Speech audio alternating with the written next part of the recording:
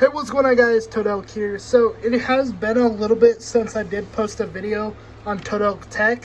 So guys, some updates. So we are actually going to be upgrading our graphics card. Hopefully by the end of this month. I don't know yet. It's still out of stock, the one I have, but it is a super good deal on it.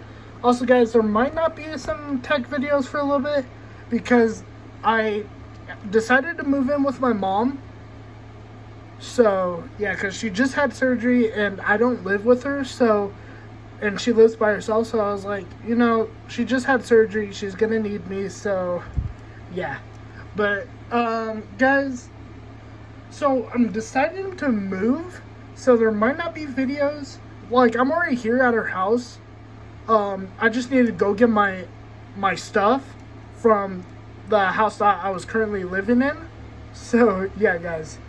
But, yeah, so the CPU and processor, I'm not sure. Actually, I might not even upgrade the graphics card. Yeah, I might just buy parts for another build.